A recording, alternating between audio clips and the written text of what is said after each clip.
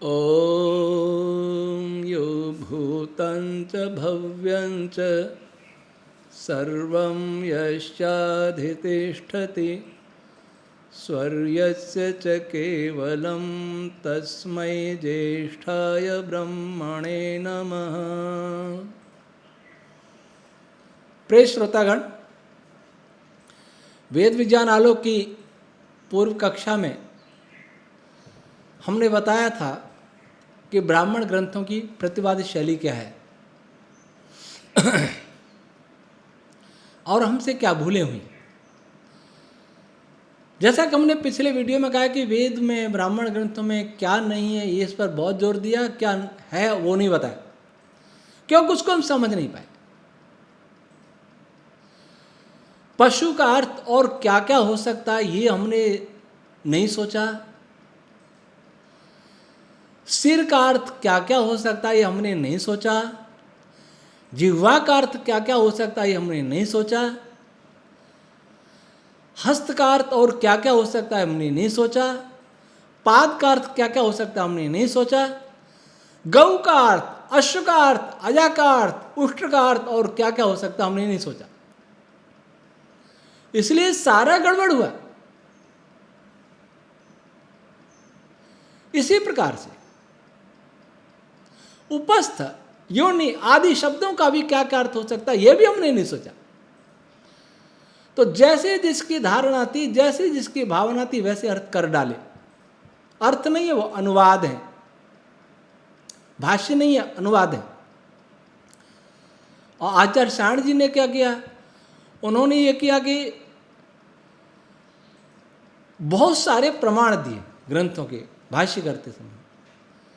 बहुत सारी याग यज्ञों की प्रणालियों का उल्लेख किया, बहुत सारे मंत्रों का विनियोग बताया, यज्ञ प्रक्रियाओं को बताया और उनको बताने वाले ग्रंथों को उद्धृत किया। परंतु ये नहीं समझा कि यज्ञ क्या है, ये नहीं समझा कि पशु क्या है, ये नहीं समझा कि सोम क्या है, ये नहीं समझा कि अजा, गौ, अश्व आदि क्या है। बहुत बड़े पंडित थे, उनका उपकार है। अगर आचार्य साण आदि नहीं होते तो ये ग्रंथ अब हमारे पास नहीं होते, ऋषि दयानंद के पास भी नहीं होते, बचा के तो रखा। इसलिए संसार उनका ऋणी भी है। लेकिन संसार को आचार्य साण को ही दोष नहीं दे रहा, इससे पहले सब हो रहा था। इसी के विरोध में तो वाम मार्ग पैदा हुआ था, हजारों साल पहले हो गया। और ये बलि प्रणाली यहाँ से ब्राह्मण ग्रंथों से कहाँ पहुँच गई, बाइबल में पहुँच गई। ओल्ड टेस्टामेंट में भी बलि है, वहाँ भी यज्ञ वेदी का विधान है, वर्णन है, पशु बलि का वर्णन है, यहीं से गया। कभी सारे संसार को ज्ञान, विज्ञान, सदाचार, धर्म, अध्यात्म की शिक्षा देने वाला भारत, आर्यावर्त देश,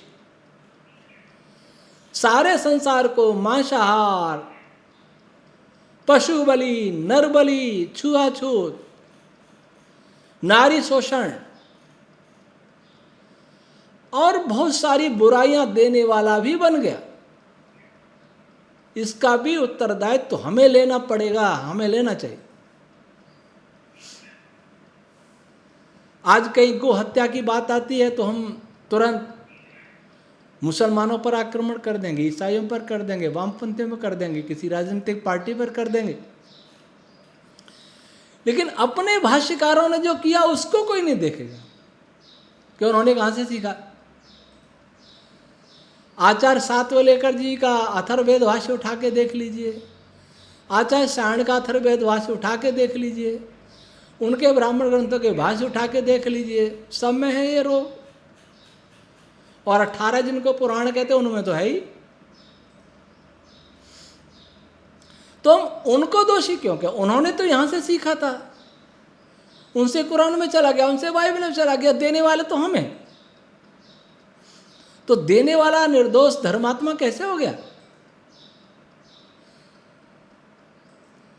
वस्तुतः कोई इन ग्रंथों को नहीं पढ़ता, तुरंत आक्रामक हो जाते हैं बिना सोचे समझे।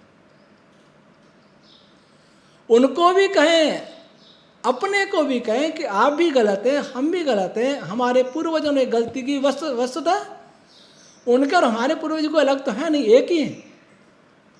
सारी धरती, संपूर्ण धरती आर्य थे, श्रेष्ठ लोग थे, श्रेष्ठ समाज था, वैदिक समाज था।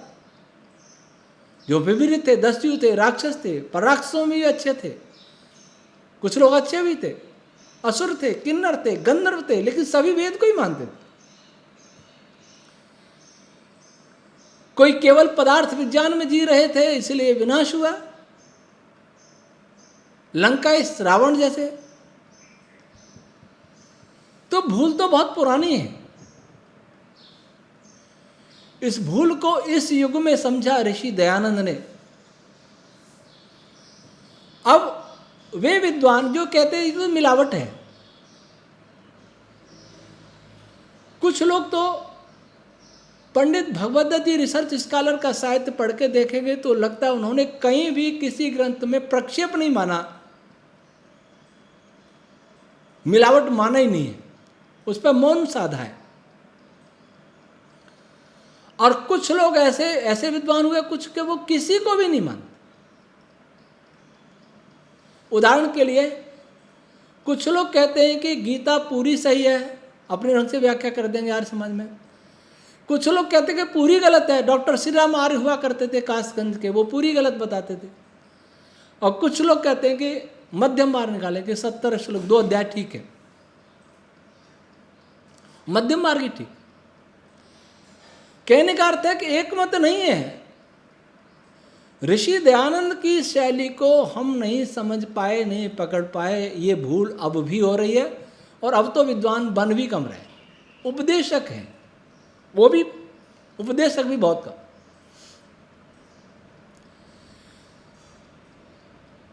आर्य समाज और पौराणिक जिन जो अपने को सनातनी कहते हैं, उनमें एक मौलिक अंतर है। आर्य समाज ऋषि दयानंद वाला नहीं, लेकिन ऋषि दयानंद से हट गया, जो कट्टर हो गया वो, उसकी बात कर रहा हूं। सभी तो कट्टर नहीं हुए, लेकिन अधिकांश वे बिना सोचे समझे सबका खंडन करते हैं, चाहे पूरा अध्ययन नहीं हो। यह सृष्टि का विरुद्ध है, ये वेद विरुद्ध है, ये बहुत जल्दी कह दिया जाता है। और उनसे पूछे आपने सृष्टि समझ ली, आपने वेद समझ लिया, तो कोई उत्तर नहीं। और पौराणिक क्या करते हैं, वे किसी भी बात को बिना सोचे समझे मान लेते हैं, चाहे कुछ भी हो, अश्लील तत्व भी हो। जैसे इंद्र अहिल्या वाले मैंने वीडियो बनाई थी, उसमें एक कमेंट, एक टिप्पणी करता है कि ये महापुरुष इन पर कोई दोष नहीं लगता, ये त्रिआयामी व्यक्तित्व होते हैं। ये त्रिआयामी 3 डायमेंशनल व्यक्तित्व क्या होता है? तो ऐसे ऐसे भी लोग होते हैं। सच्चाई बताओ तो बुरा लगता है, अश्लीलता मिटाने की बात करो तो बुरा लगता है, बलि प्रथा को वेद विरुद्ध बताओ तो भी बुरा लगता है। भले ही वो स्वयं प्याज लहसुन भी नहीं खाते होंगे, लेकिन शास्त्रों पर कमेंट मत करो। तो वे लोग कैसे हैं कि बिना सोचे समझे उनके लिए संस्कृत का हर ग्रंथ और उसका हर वाक्य वेद वाक्य है, प्रमाण है, पत्थर की लकीर है। और इधर बिना सोचे समझे जो जचे है उसका खंडन कर दिया कि ये भी ठीक नहीं, ये भी ठीक नहीं, ये भी ठीक। कठोर भाषा में किया। इन दोनों के लिए मैं कबीर के शब्दों में कहूंगा, अरे न दोहू राह न पाई। ये दोनों को मार्ग नहीं मिला है। ऋषि दयानंद को दोनों ही नहीं समझे। तो आज हम इस पर चर्चा करते हैं कि ग्रंथों को समझने की कि क्या मिलावट है, क्या वास्तविकता है, इसकी पहचान कैसे हो। तो हमने इस ग्रंथ में पूर्व पीठिका में 8वें अध्याय में कई बिंदु दिए हैं कि जब कोई विद्वान किसी ग्रंथ की परीक्षा कर रहा हो कि ये मिलावट है, इसमें क्या क्या मिलावट है।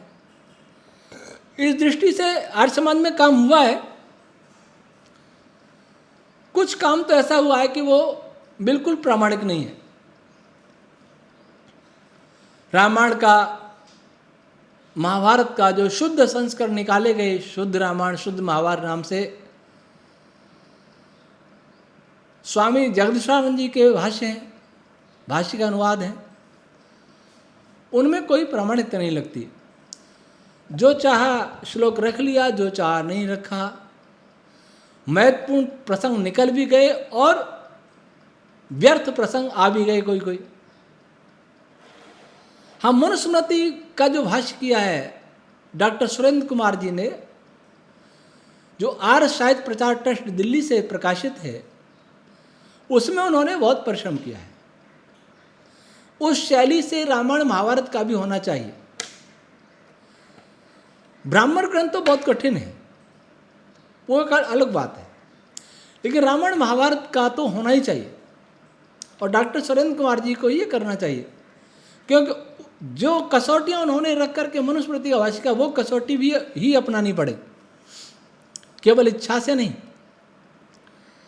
तो आज हम उन बिंदुओं पर चर्चा करते हैं कि अनुसंधान करने वाले को ग्रंथों के प्रक्षेप, मिलावट पहचानने का प्रयास करने वाले को किन बातों का ध्यान रखना चाहिए।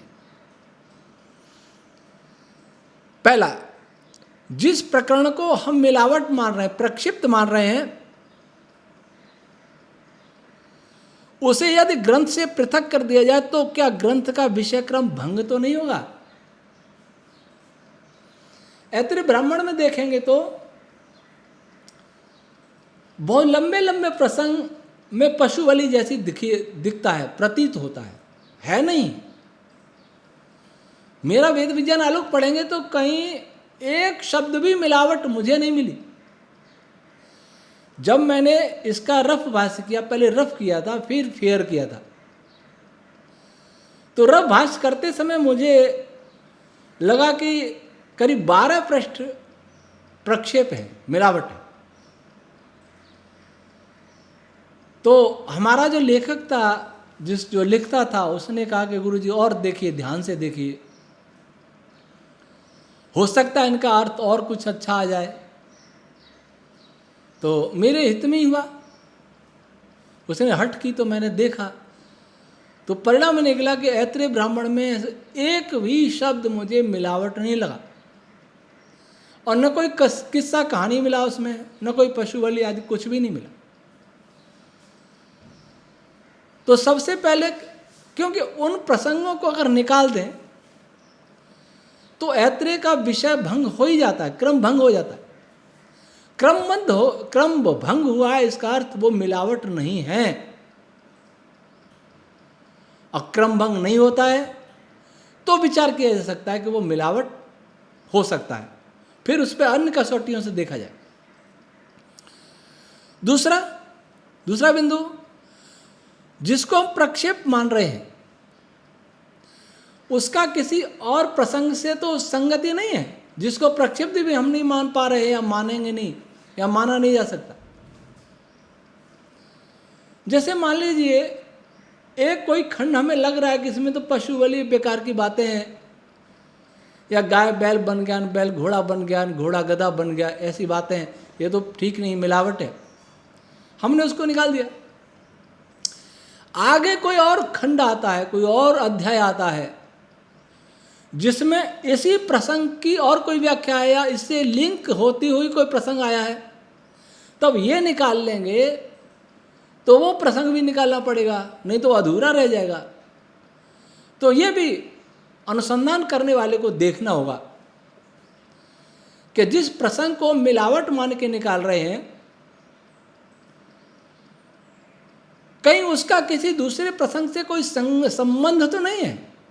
अगर संबंध है तो दोनों ही प्रसंग निकालने पड़ेंगे, और दोनों ही प्रसंग निकालने पड़ेंगे तो फिर निकाल करके फिर हम ये देखेंगे कि दोनों के निकालने से विषय का क्रम भंग तो नहीं हुआ सारे ग्रंथ का। अगर होता है तो दोनों में से एक भी खंड मिलावट नहीं है।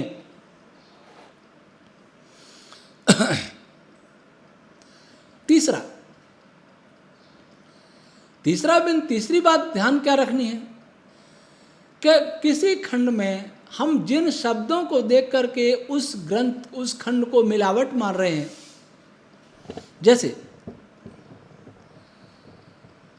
गौ शब्द आ गया तो हमने सोचा कि गाय कहाँ से आ गई, उसके साथ मारने का भी आ रहा है, तो गोवध आ गया तो ये मिलावट है।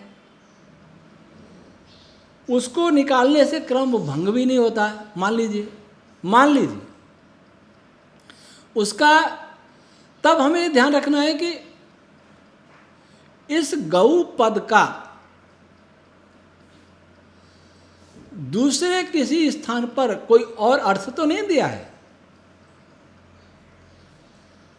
गौ की जिह्वा पद का अर्थ कुछ और तो नहीं दिया है। गौ से संबंधित पाद, उनका अर्थ कुछ और तो नहीं दिया है।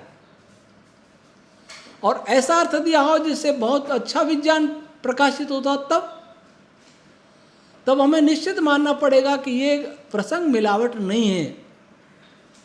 और जो अर्थ दिया है उसको यहां लगाइए, उसको लगाएंगे तो ग्रंथ का सुंदर, इस प्रसंग का सुंदर वैज्ञानिक भाष्य भी हो जाएगा। और जो हमारे मन में शंका हो रही है कि मिलावट है, वो भी समाप्त हो जाएगी, शंका भी।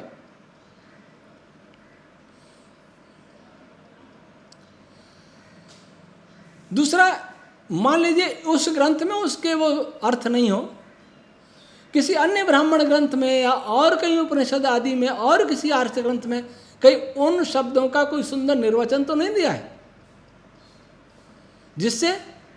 जिससे बहुत अच्छा विज्ञान प्रकाशित होता हो, तब भी हमें उस ग्रंथ को, उस प्रसंग को मिलावट मानने से बचना होगा। ये हमने 4 बिंदु बताए। शेष चर्चा हम अगली कक्षा में करेंगे। आज इतना ही। ओम शम।